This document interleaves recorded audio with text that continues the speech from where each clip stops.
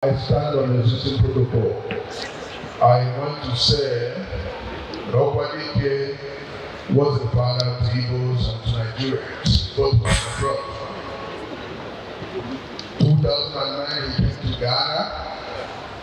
He addressed the Igbos, not just the Igbos alone, but the entire Nigerians in Ghana. And he did not say that Igbos are the best, but he said all Nigerians are the best. And he's the brain behind Igbo throne in Ghana.